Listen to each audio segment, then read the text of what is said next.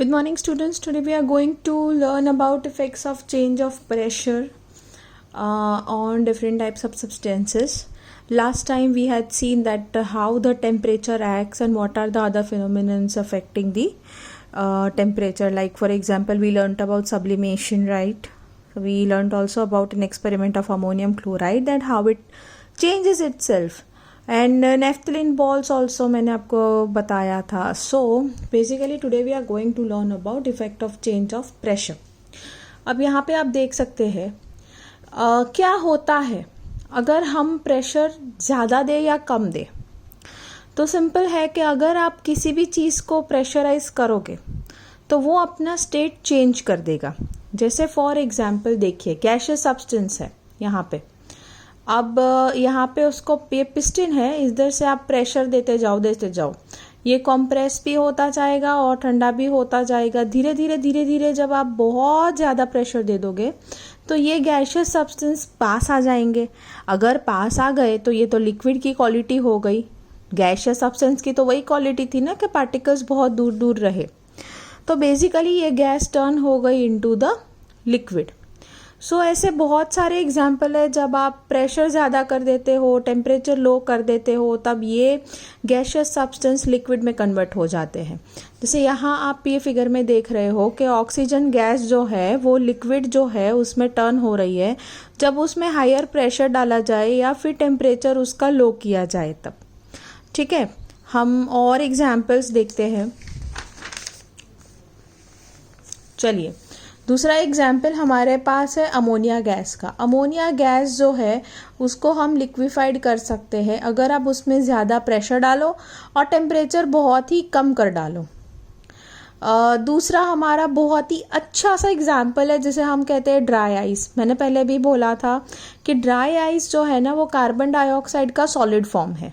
अब ये ना बहुत ही हाई प्रेशर पे स्टोर होता है. और दूसरा, this dry ice is use to freeze the ice cream. हम डीप फ्रीज में जब रखते हैं हमारी आइसक्रीम तो वहाँ पे ड्राई आइस होती है. तो बेसिकली ये क्या करता है और ये कैसे अपना स्टेट चेंज करता है. सो सी, the conversion of this solid carbon dioxide into gaseous state. अगर आपने कभी भी ड्राई आइस अपने हाथ पे रखी है ना तो वो सीधा गैस में कन्वर्ट हो जाएगा. तो ये सॉलिड से गैस में कन्वर्ट हो गया, मतलब सब्लिमेशन भी किया उसने. तो उसमें उसने क्या किया कि इसको हमने हाई प्रेशर पे स्टोर करके रखा है, पर जब हम बाहर निकालते हैं तो प्रेशर लो हो जाती है और टेम्परेचर बढ़ जाती है. ऑब्वियसली फ्रिज से तो टेम्परेचर ज़्यादा ही होगी. तो इसकी वजह से ये like solid carbon dioxide turn हो जाता है इनटू गैशियस फॉर्म और वाइट कलर का धुआं निकलना स्टार्ट हो जाता है. आपने कभी अगर फ्रिज खोली है तो निकलता है ना वाइट कलर का धुआं. So that is due to the dry ice. Water वाला आइस मत लेना हाथ में. ये ड्राई आइस जब हाथ में लेते हो तब generally your skin is been burnt out. You can ask your parents also कि dry ice रखते हैं तो कैसा लगता है.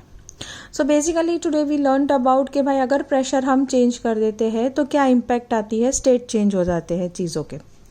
उसी के अंदर हमें और एक फिनोमिनन पढ़ना है which is known as evaporation. अब इवापोरेशन क्या है, तो आपने कभी सॉल्ट बनते हुए देखा है. अच्छा, आपको एक सिंपल सी एग्जाम्पल देती हूँ. जब लिक्विड वेपर में या गैस में टर्न हो जाए ना तो हम उसे कहते हैं इवापोरेशन. मतलब उसकी बॉइलिंग पॉइंट से भी कम में. जैसे फॉर एग्जांपल आपके बॉडी आप बहुत भाग रहे हो या फिर आप ऐसे ही बैठे हो और गर्मी है, पसीना निकल रहा है. सो that is an evaporation of the water from your body. ठीक है, जैसे फॉर एग्जांपल आपने पिक्चर में देखा है कि दिस इज़ वाटर. अब वाटर हमारी सी वाली जो होती है वो बहुत ही सॉल्टी होती है. तो उसको ना यहाँ पे स्क्वायर कर करके पानी को भरा हुआ है. Over a period of time जब हीट आएगा तो हीट से ये पानी इवापोरेट होता जाएगा और लास्ट में क्या रह जाएगा, नमक. तो इस तरीके से नमक को प्रोड्यूस किया जाता है. ठीक है, अब जैसे फॉर एग्जांपल जब भी टेम्परेचर मतलब जैसे ले लो कि इवापोरेशन अगर टेक प्लेस कर रहा है तो यहाँ पे लेटेंट हीट जो होती है वो मैंने बताया था, छुपी हुई हीट ऑफ वेपराइजेशन, वो कांस्टेंट सप्लाई होती है जब भी लिक्विड चेंज होता है इनटू द वेपर फॉर्म. ठीक है। अब इवापोरेशन में ऐसे कौन कौन से फैक्टर्स हैं जो इम्पैक्ट करते हैं या अफेक्ट करते हैं, उसके बारे में हम आगे पढ़ेंगे।